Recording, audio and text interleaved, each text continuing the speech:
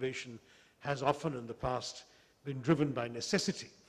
The fact that you wanted to make products that were available elsewhere but make them cheaper and more efficient so they could be accessible to a much poorer market, a much poorer population in this country, has driven much of frugal innovation.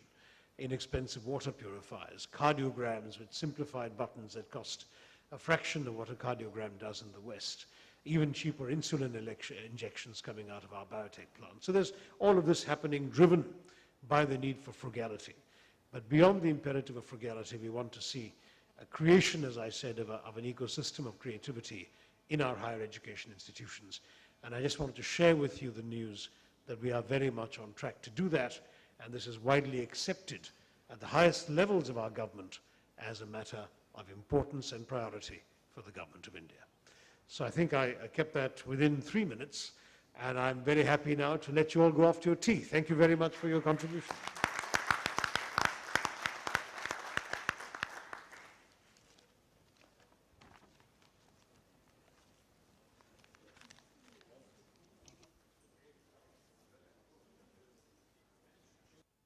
Here only. You have slides. Okay. This subject is only intellectual property, right? Good afternoon. Can we settle down, please?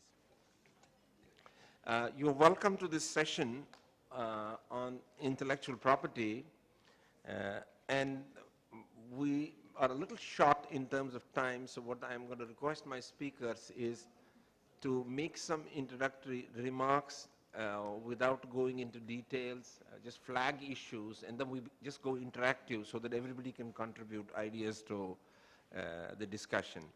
I think the basic themes that we need to address, other than anything else that all of you feel is important, is the issue that we have many views which, in my opinion, are all truths of some kind on this issue of intellectual property. When people argue from the point of view of promoting innovation, and I think they have a point and a strong one, the ones who talked about problems of access and intellectual property have an equally strong argument about the issue.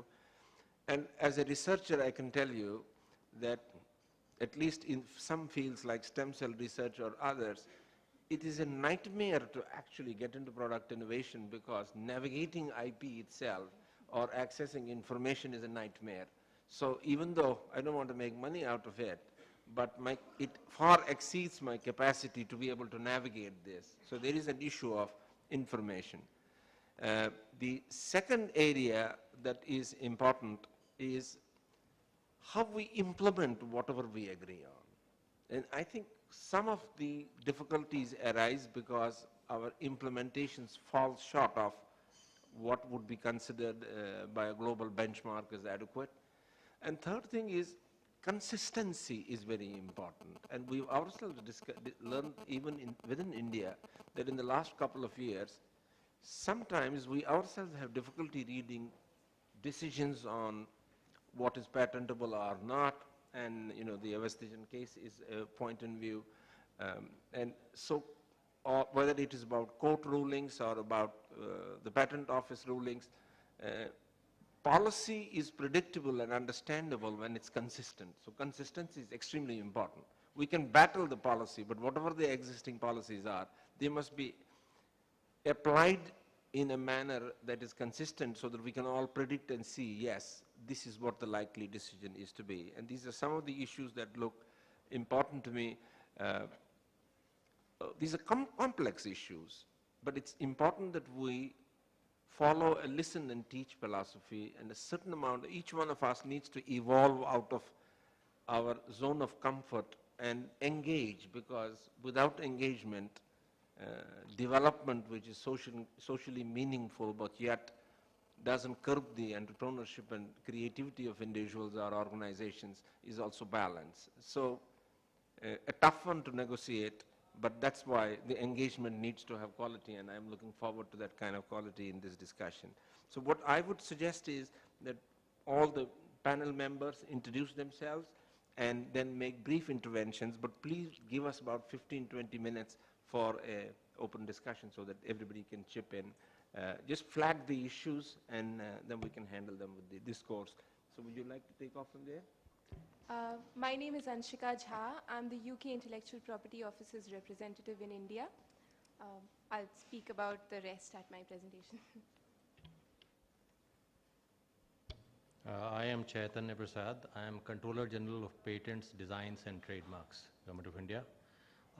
Since the time, it seems, is very short, I'll just like to leave you with a few statistics, and perhaps that could be taken as also some points to discuss on. You would know that under the patent system, there is something called the Patent Cooperation Treaty, and under which international applications are filed for priority.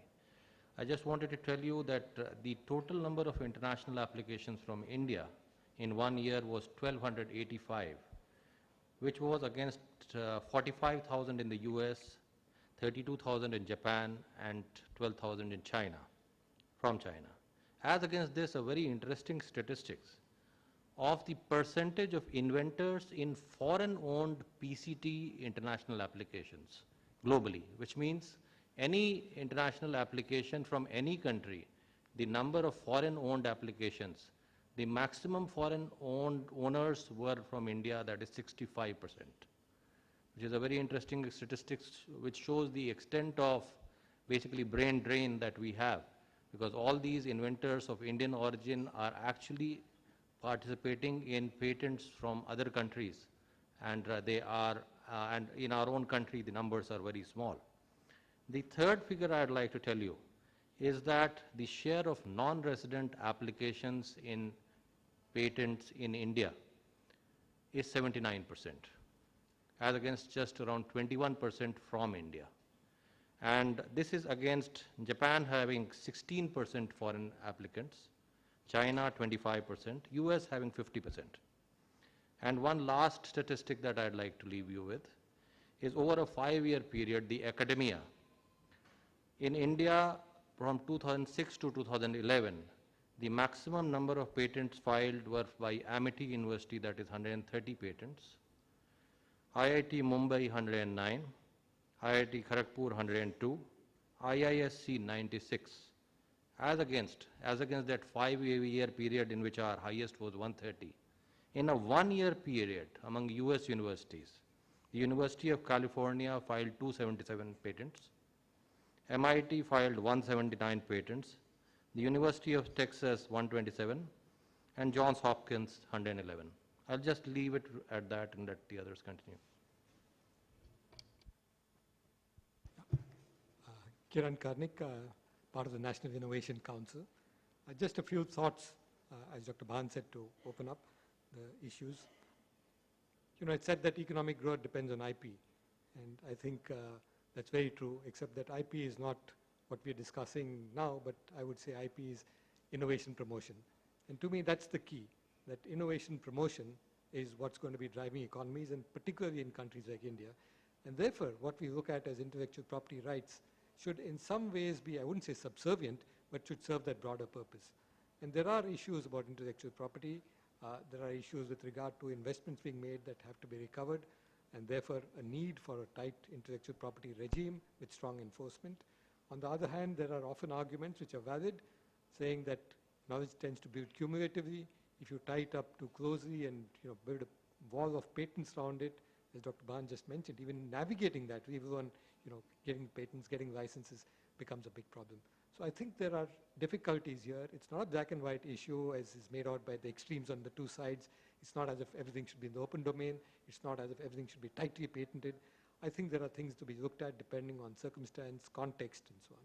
Now this raises some very tricky issues, because if you say part of it is contextual, then what happens to the global patents? We've seen that happening very recently in India, the issue of compulsory licensing, where a drug which is costing X amount is compulsory licensed and is then sold for 3% of that price. Commercially viable yet. So, what does it mean when you get to life-saving drugs and important areas like that? Where do patents come in and how do we deal with those? So I think there are many complicated issues here. It's not a very straightforward issue. I think thoughts on the table would be very good to get on how to deal with this. One other point finally, and you just heard some statistics from Chaitanya about in some sense, the dismal state of patenting from Indian academia. And maybe past history particularly changing now, a lot of it is driven by lack of incentive for patenting. And that's something which is an independent issue which we need to look at within the country, saying what is it that we can do to incentivize the researchers in general, but particularly those in academia and research institutions. Do they get a share of it when they patent? Do they get something? And so on. A related issue is the cost of patenting. I know many, many friends, particularly in the IT industry, from the small industry sector, who say, we've got something good, but the patent cost is too high, and their trade-off is between spending money on a patent and spending money on marketing and earning revenues. It's a very difficult trade-off. There are some ways now for the government to give grants and support them, but it's yet complicated. I think this issue of cost of patenting is something else that's there. Just those few comments I want to stop with. Thank you. Good afternoon, everybody. I'm Jenny Ness. I'm from the U.S. Patent and Trademark Office. I'm not based here in India. I happen to be here this week because we do have a woman here, Kalpana Reddy, who is actually on holiday this month. So I'm filling in for her both here in Delhi and at this program. But it's been an interesting week for me in terms of learning about the Indian innovation environment. And I've been speaking to a lot of different people because the head of my agency said, we'd really like to figure out a way to highlight the exciting innovation that we hear is happening in India. And I heard a lot this week in various meetings about Jugaad innovation and sort of more grassroots innovation, about difficulties with the patent system. And actually, a lot of what I was hearing reminded me of the kinds of conversations that we in the US have with our small to medium-sized companies. I think there's this notion that a country like the US is all filled with major MNCs who are all doing really big innovations that are sort of the next big thing kinds of discoveries. And the thing that I go back to is to sort of try and debunk a little bit of that. And I was talking to our driver on the way over here, and he said, and we were talking about invention. And he was saying, yeah, well, we know Thomas Edison invented the light bulb. And I said, well, no, actually, Thomas Edison didn't invent the light bulb. Supposedly Thomas Edison has a patent on the light bulb. Thomas Edison did not invent the light bulb. There were many, many people before him who made light bulbs. What Thomas Edison did was test 1,600 different possible filament types and come up with one that was actually commercially scalable because it lasted for long enough, it didn't require too much electricity, it didn't cause things to break, and so it was actually something that could be used. And so he patented that particular way of creating a filament for the light bulb. And I think there's a lot of that kind of innovation here in India as well. And we like to think of ourselves in the US as a nation of tinkerers, people who are back in their garages kind of trying to figure out how to make something work better. And I think and we see that in the small to medium-sized companies that represent the vast majority, actually, of our economy.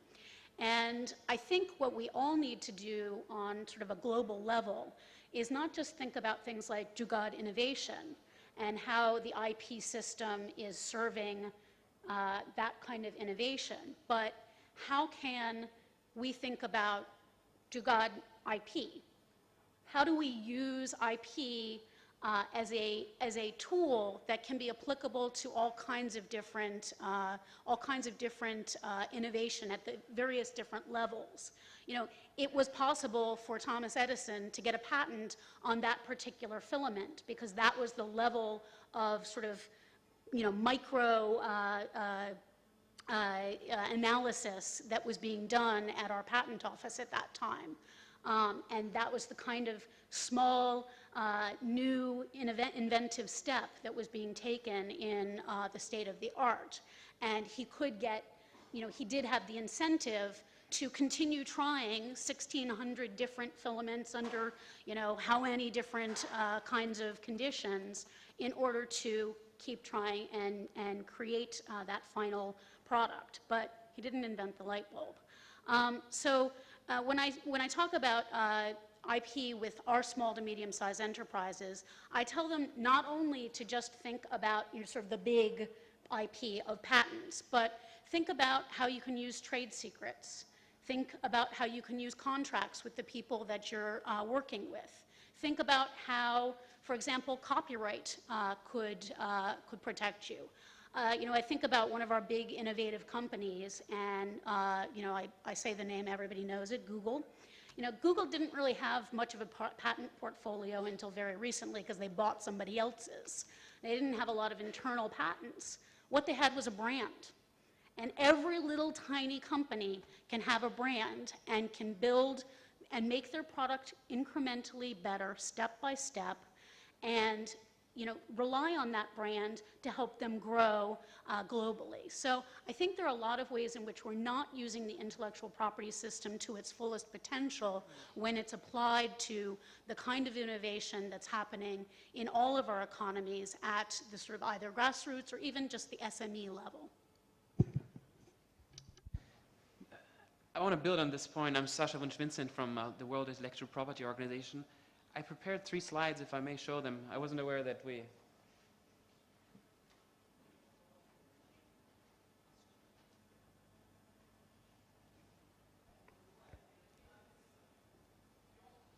Yeah, actually it was more than 3 slides, obviously, but I'll skip over the statistics because, no, I promise. Skip, because we had the number of the great statistics were already mentioned, essentially. I mean, the low filing level by businesses, but the very strong presence of Indian ingenuity in others' patents, and the very strong patent filing behavior of public research organizations, but sometimes, as we heard in the previous session, without a clear linkage to the business world and nobody to translate that research taking place in public research organizations to the market. What I want to talk to you about is a few thoughts that I put together listening. The whole week for me has been conferences on grassroots, and so I've thought a lot about what does this mean for my prior thinking on intellectual property as an economist, and also for what we think of as national innovation systems. And I think we have a number of knowledge gaps that we need to address before we can actually answer the question about what the role of IP is in there. A lot of it relates to terminology and concepts, right? In my head, as an innovation economist guy, the question in my mind is grassroots innovation different from innovation? Is it different from what in other countries is called innovation in the informal sector or innovation by traditional communities, right? And what is the innovation ecosystem there? What drives innovation of the poor? What are the activities, innovation activities? What are innovation inputs and outputs? What are the linkages? In traditional, OECD innovation studies, we talk about linkages a lot. Are there linkages in these grassroots, innovation type activities? We have very limited information. We have a number of case studies now, and there's a great collection and databases that are emerging now in India with this great effort of Mr. Petroda, and we need to have a more systematic study and analysis of this to bring this back to what we usually know about innovation, because only then can we really wonder what are the appropriation mechanisms that these people are using and should be using, IP just being one of them, and not only patents, as my colleague just said, but also brands and designs, and in India in particular also geographic indications, and maybe some form of commercial exploitation of traditional knowledge. Now, so this would be an analytical framework that we could go through to and apply to our specific case studies. 5 steps essentially. So the number one question would be, does IP help in this sort of context to generate the invention in the first place, or to redirect research into an area which is particularly relevant to the poor? right? Does IP, I mean, for an economist, this is the main role of the IP system. Does that apply to the innovations we're looking at? Second question, and this was very prominent throughout the whole conference, is IP or other form of appropriation necessary to scale up the innovation? You know, so that we move from an idea in the mind to actually a commercially successful product on the marketplace. Does it help in accessing finance? Is it a reputational asset to be member of a global value chain, right? Does it, foster the ability to develop a product?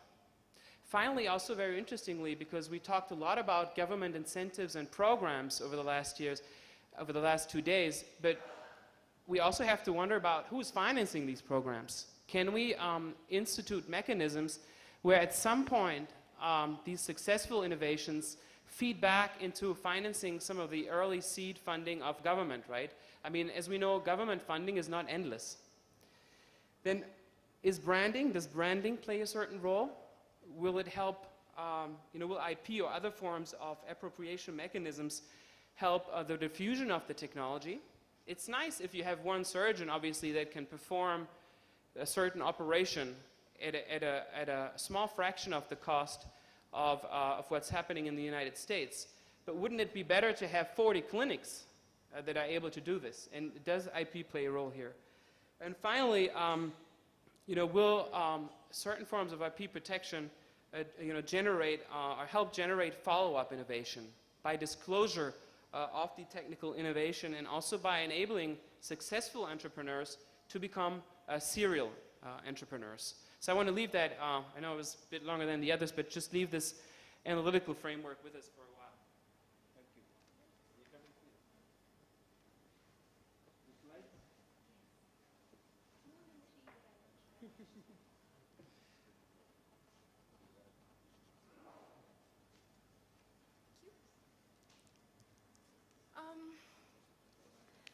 I just want to talk to you all about a few of the things that the UK government and the UK Intellectual Property Office in particular is doing to encourage a stronger intellectual property framework in the UK, so as to encourage further, bigger, better, more novel innovations, so as to further increase rapid economic growth. Now, in the UK, the link between these three things, which is proper, better, stronger IP protection, innovations, and economic growth, is very real. This is because the UK economy is a strong knowledge-based economy. What I mean by knowledge-based is that intangible investments outstrip tangible investments in each year in the last decade. So much so that revenues from IP exports alone were £113 billion in 2009, and global trade through IP licenses alone were £600 billion a year in the last decade.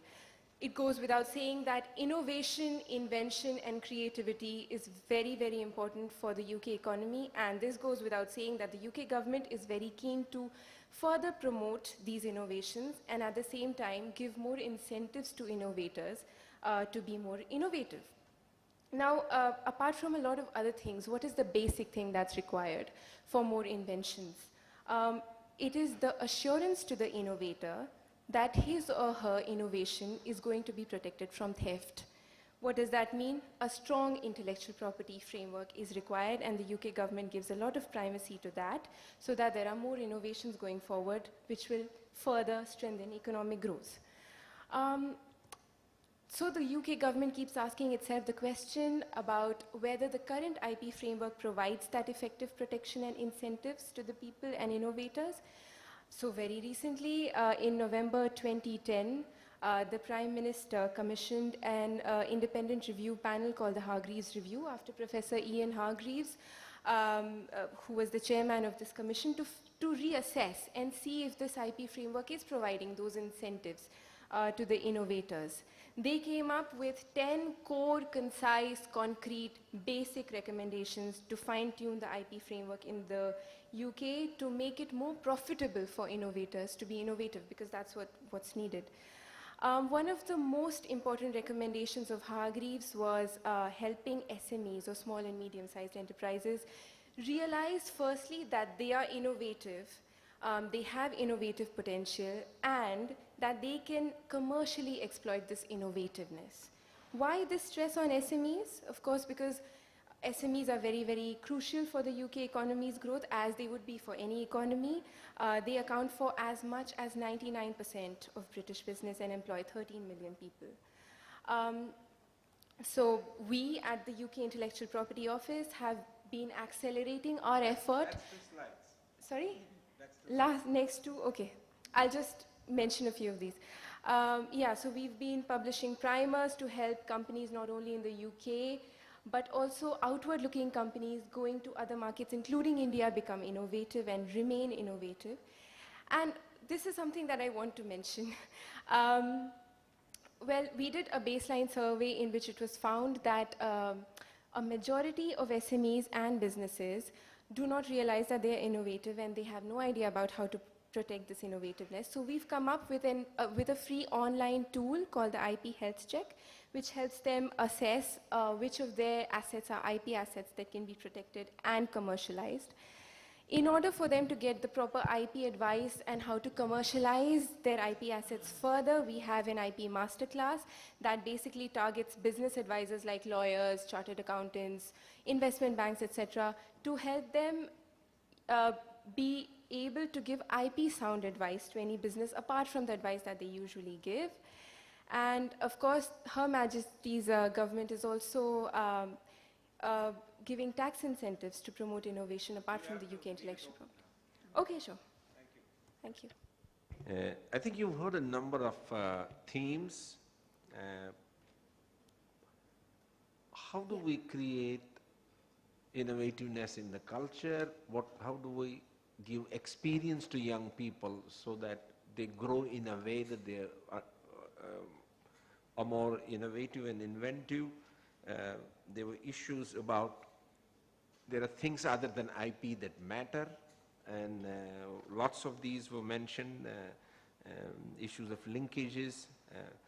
There were also issues of affordable innovation versus innovation for the economy in general, and what kind of emphasis do you lay in different directions? And from the UK experience, what you hear is some practical things to actually support people who are engaged with innovation, And I think particularly for our culture, the more we get in contact with startups and small companies, we realize rather than policies around IP, just helping people, supporting people with tools, with processes, could do much more. And we spend more time discussing policy around intellectual property than about helping people to navigate this. And I see this increasingly in this country, The number of people who need help, universities, startups, small companies, even guys in government who fund innovation themselves need help, And so that area. So the floor is open, and please introduce yourself and explore any of these themes as you would like to. Yeah, please. Thank you very much. It's been very, enlightening hearing all of you. But as I was asking one of your panelists earlier, there are conflicting opinions that come from people who are in the patenting business, and about patenting devices versus patenting, say, a formula of sound for curing a disease. So when I've been talking to people, some people say unless you turn it into a device, you can't patent it, whereas some people say you can patent a process. So, we need more guidance on that, and if anybody could, throw more light on that, it would be interesting. Okay, let's get a few more things, and then they will respond. So whosoever has an answer to this question, please just note it down. So any other thoughts? Yeah. Is this on? Hello. My name is Hitesh. I work for GE. So Jennifer, thanks for telling us about how Edison didn't invent the light bulb. We had a managing director yesterday tell us the same story, that it's a fallacy that people think, but what he did helped commercialize it. And that's what we're talking about, commercializing these ideas, which seems to be sometimes conflated with patenting it, and they're two different things. The other point that I want, two other points. One was on trade secrets. Yes, trade secrets are awesome. It's just that India has not codified them in legislation. And so the new national IPR strategy promulgated from the DIPP has asked stakeholders to provide feedback as to whether or not trade secrets is something India should have codified. I mean, it's recognized as common law. So that's a great first step, because they see the relevance of a different form of IP protection, and they're moving forward with working with industry and participants on getting a trade secret law. So it's very commendable. And lastly, Kiran, you touched on this a little bit when you talked about compulsory licensing. But I think it would be interesting to hear from the panel and anyone around the table on the concept of the working requirement. Given that the working requirement, non-compliance with the working requirement could lead to a compulsory license of your patent. If you don't comply with this requirement, they can force your patent to be licensed to someone else, and the working requirement has been defined as local, in the most recent CL case, local manufacturing, and the line there is, importation alone does not constitute working. Essentially, the only case we've had on compulsory licensing sets the precedent that if you don't manufacture any patent in India, then you are open to having it being forcefully licensed, because just manufacturing it somewhere else and importing it isn't enough. And it'd be interesting to see if there are any comments on that. Yeah, please. I hate to comment on it, but I think it's very important from my perspective. You know, I file a lot of patents, and I find that the global intellectual property system is completely broken, personally. It is obsolete. It is not in tune with the globalization that is going on. On one hand, everybody is trying to globalize. Patent guys are all trying to protect their boundaries. I have one patent that I filed in US in '94, got it in '96. Japanese are still deciding whether it is worth patenting or not. As an inventor, I got to file PCT. Then everybody wants translation. I got to pay for $6,000 translation in every country. What you're telling me is that an inventor, we don't like you. We want you to spend $100,000. And at the end, we don't guarantee anything. So I think it is about time for people to begin to think of global intellectual property regime. Technology has changed. I can put everything on the web. So you make up your mind whether it is patented idea or not. You can't have something that is patentable in US and not patentable in Japan and not patentable in Italy. Everybody has their own idea of what is patented and what is not patented. I think in this day and age, we all must agree. Then you won't have these junk patents in US. Yeah. There are a lot of junk patents. You know, you change a little bit here and you're patenting it. So let's raise the standard of the patents, create global intellectual patent regime, and then decide if it is patentable idea in one country, it is applicable everywhere. Then you will encourage globalization. But nobody is willing to do that. I gave a talk on this in Washington the day before the US Senate bill was going to US Senate. And there were a lot of senators there, and I said, look, you guys are living in dark ages as soon as IP is concerned. And then you debate all this petty stuff, this little issue, that little issue, everybody gets all excited, you know. But nobody is looking at the larger picture, including WIPO. It is about time some people rise above petty debate and say, hey guys, in next 5-10 years, we must have global intellectual patent regime. We are not setting up institutions that we need for the 21st century. We are trying to fix institutions of the past. And this is a classical example. Thank you. Thank you. Can I, okay, two last questions. Yeah, just one question. I'm a little unclear how patents work in an open source system. Okay, Some clarity on that. We'll maybe. get somebody to say that. Okay. Anil, you have a point? This is the last question, in fact, triggers my point that we could think about what is called as technology commons, which essentially means that people-to-people right to copy and learn and improvise is given granted. A farmer to farmer, a self-employed person to self-employed person, no problems, because the cost of litigation will be far higher. Why to get into that? So our society is what it is today because it has shared knowledge and learned from each other. People to firm must be through licensing. So we have two different standards, one for people to people, societal learning, Good point. Yeah. and one for people to firm, and suddenly then we find that a lot of load is lessened on the system to protect and supervise. That's one.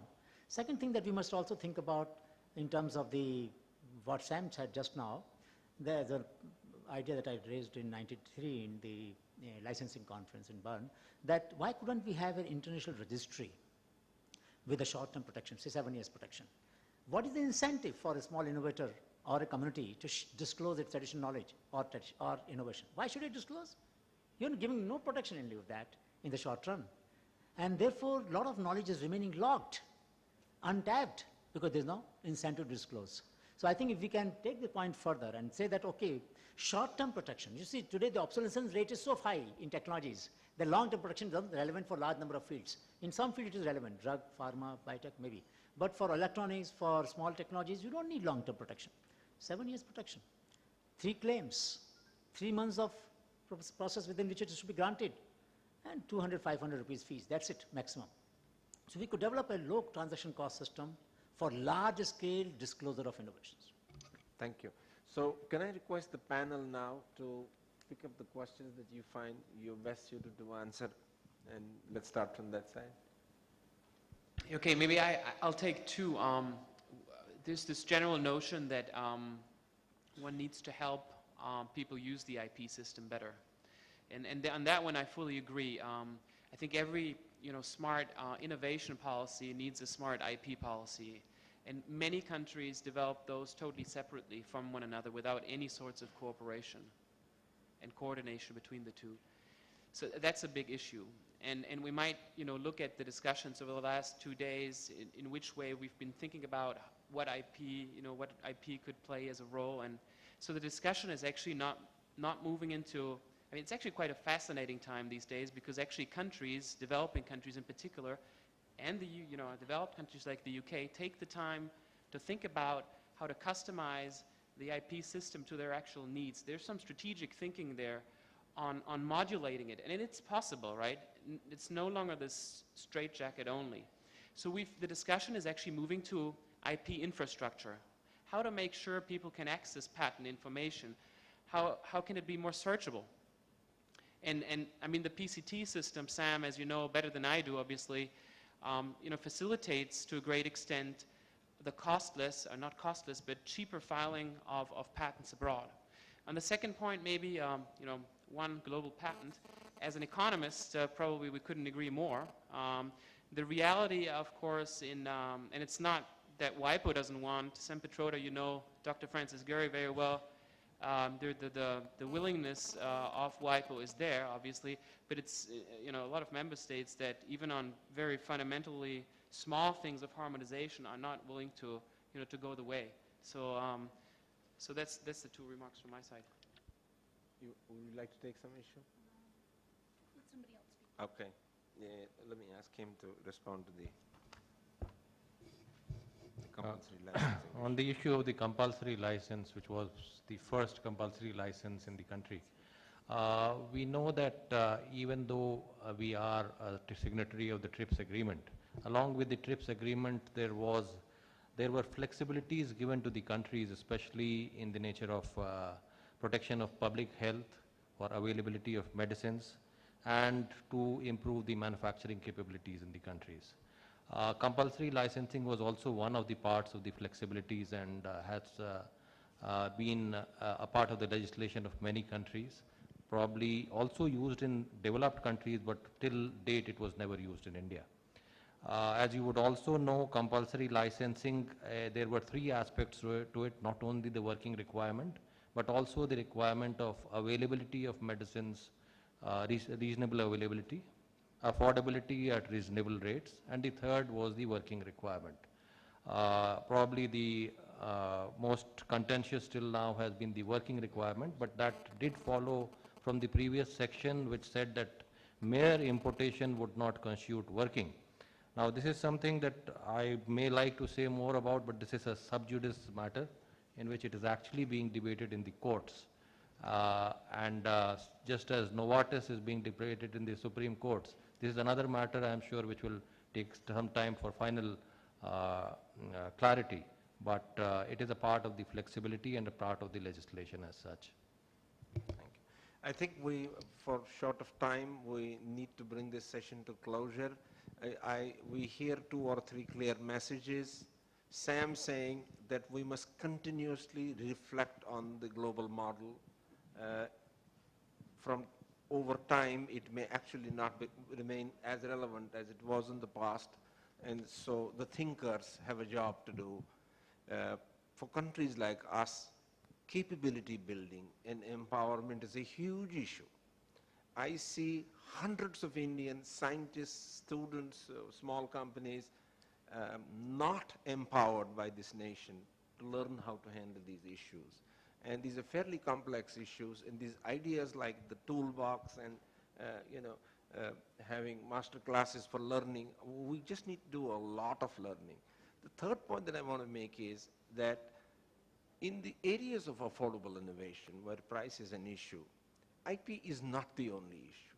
Demand creation is a very powerful tool, and we have currently commercialized affordable products that don't reach more than 10% of the target population because demand creation policies of governments and society are very weak.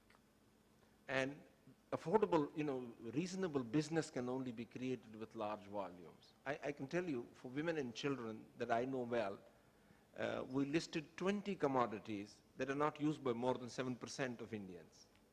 It's all a challenge of demand creation. So we can keep harping on the IP side, but there are other areas where affordable innovation could get to people. So I thank you very much, and please give the panel a clap for wonderful comments, and thank you very much for your participation.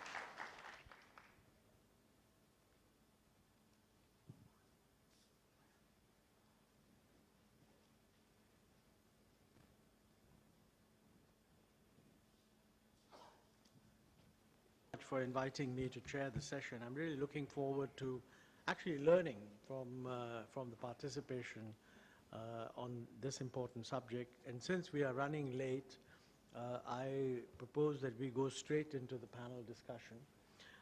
So let me simply invite Mr. Sam Petroda to kick off the discussion. Sam? Thanks, Montek. First of all, it's good to have you with us. Thanks for sparing time. I know you're a busy man, and I remember last year also you were kind enough to give us some time. So good to have you here. I didn't realize that I was going to be on the panel until about 45 seconds ago. So I thought I'd just stir things up a little bit by being here. I firmly believe that most of the governments today have 19th century mindset, 20th century processes, and 21st century needs.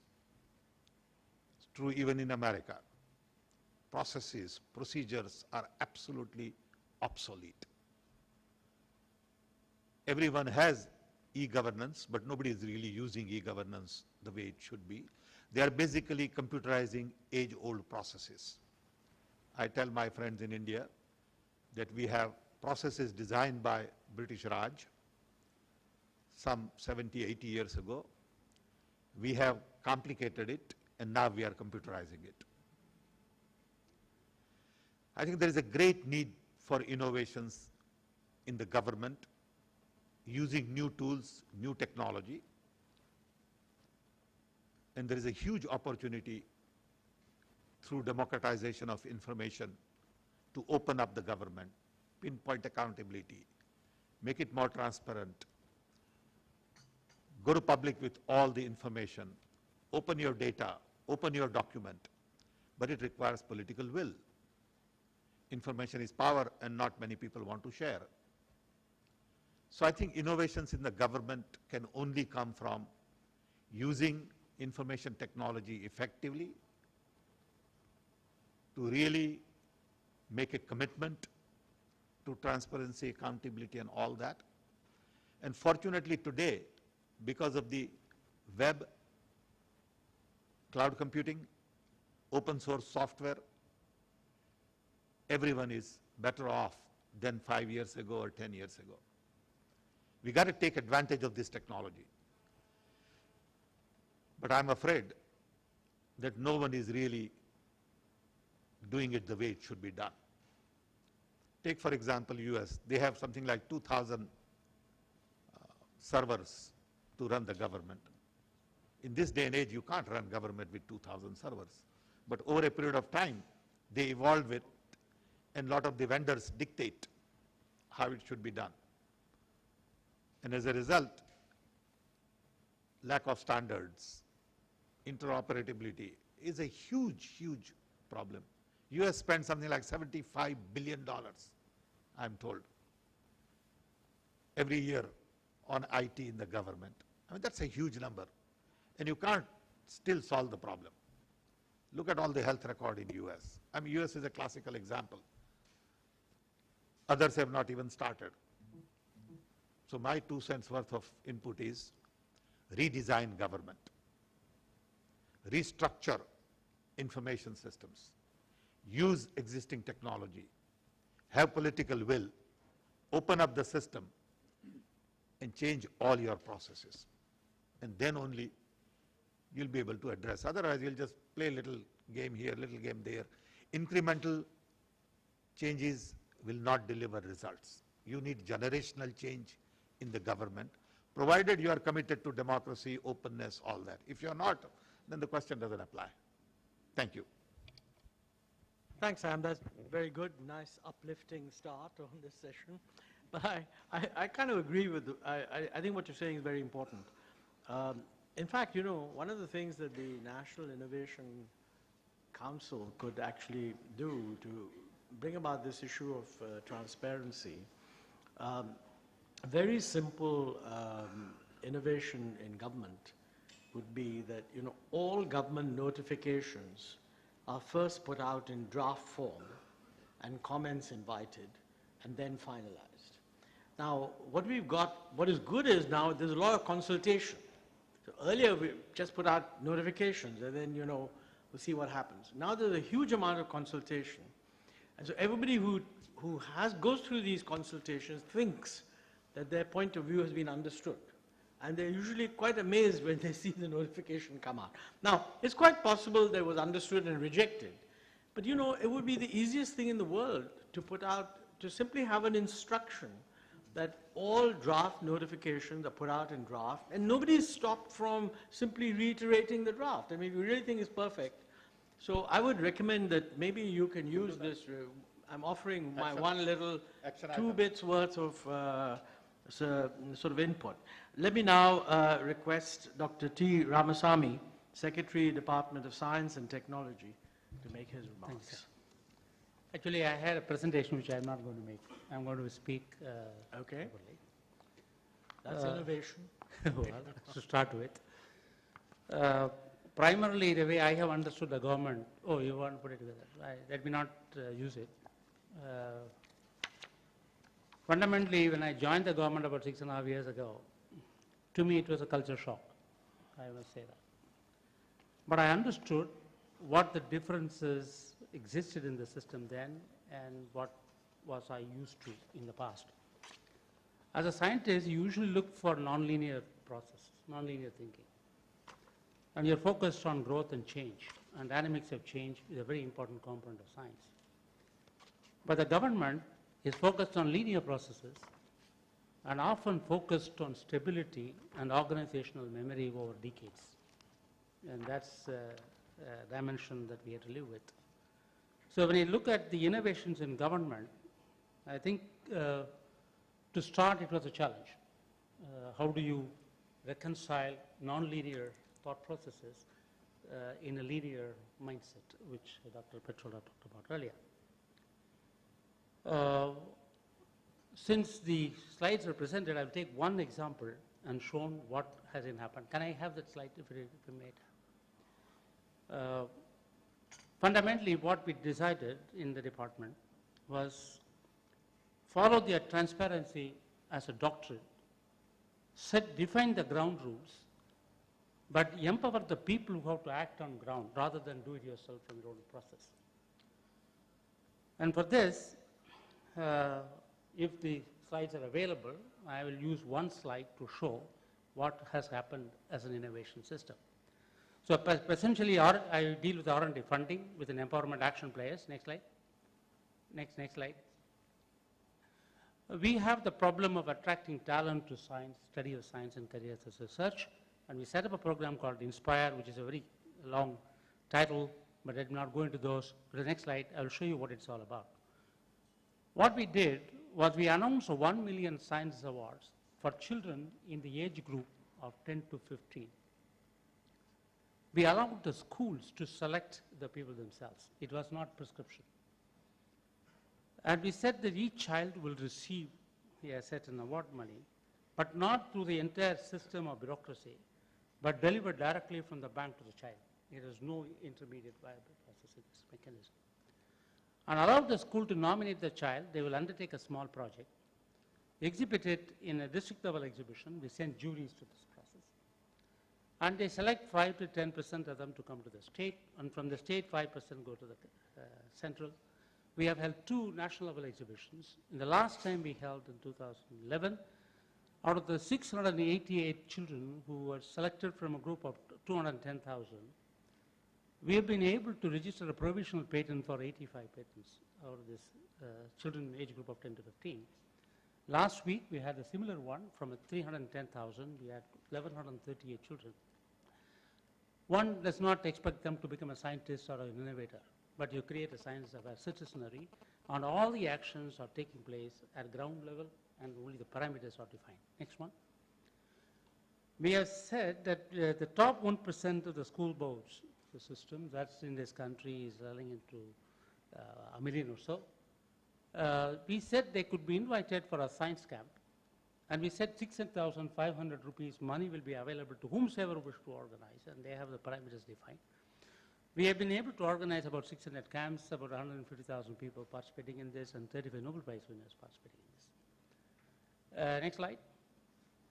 We have announced a scheme of scholarships for people pursuing science as a system, and BSc in sciences, mathematics, physics, life sciences. And we set up 1,000 scholarships per year, and we defined the parameters and left the system to take care of itself.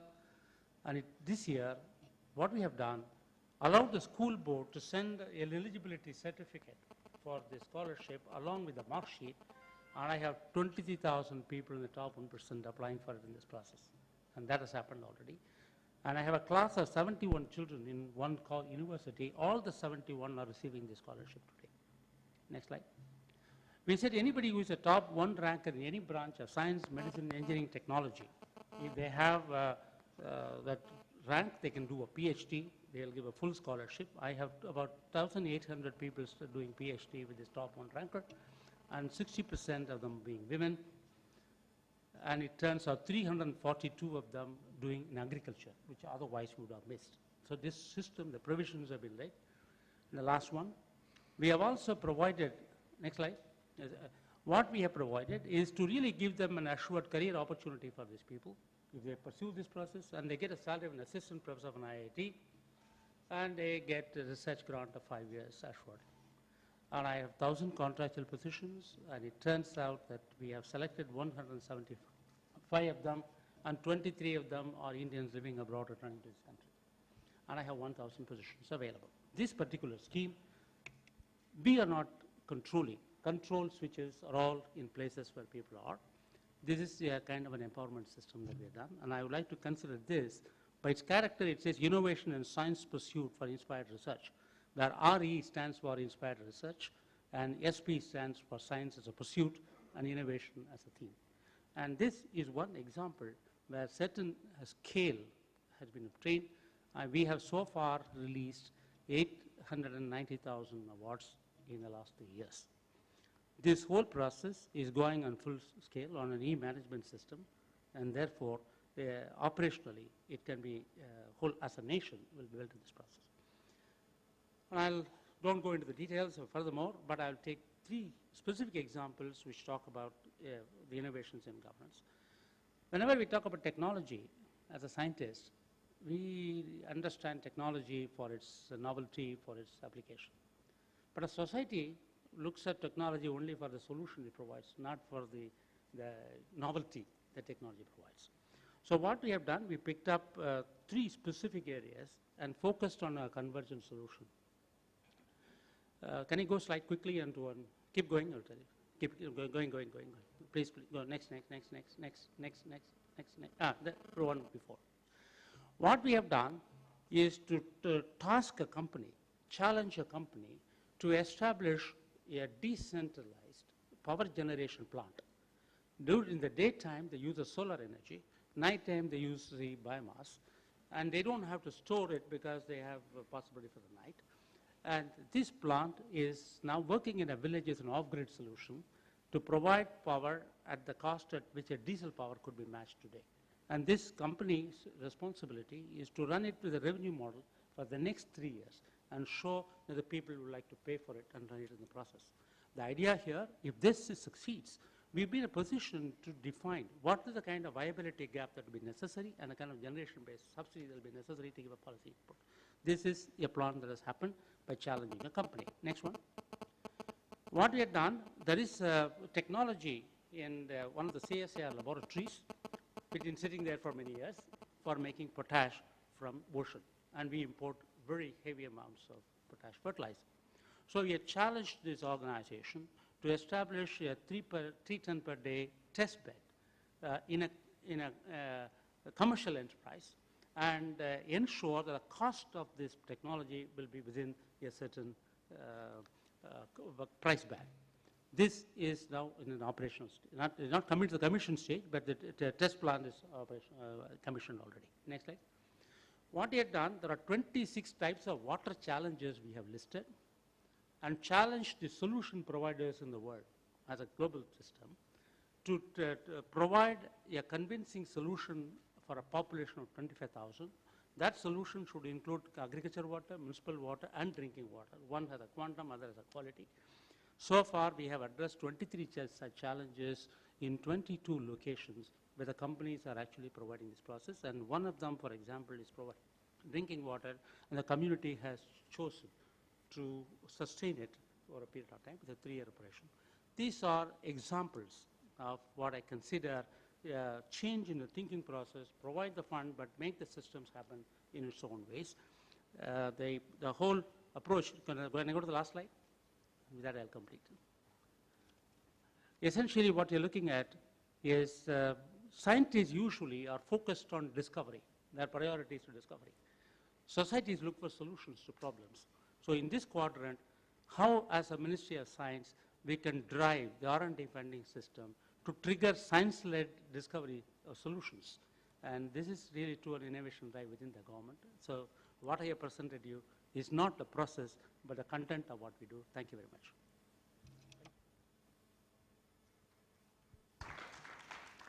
Thanks, Dr. Ramaswamy. The next speaker is Prajapati Trivedi.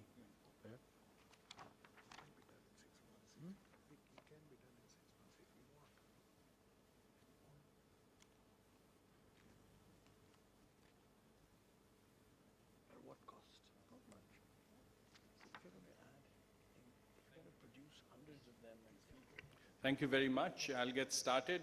Before I do, I'm not going to inflict all these PowerPoints on you, but I thought I should be close to this place just to feel secure, just in case.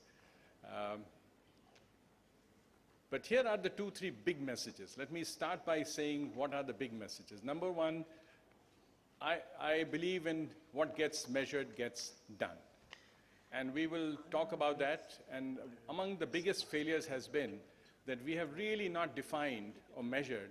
I don't know how much discussion there was on the Global Innovation Index, whether it's relevant or not, but I would say that the Innovation Council, to start with, should have a target that in 10 years' time, will India move from 64 to the top 10.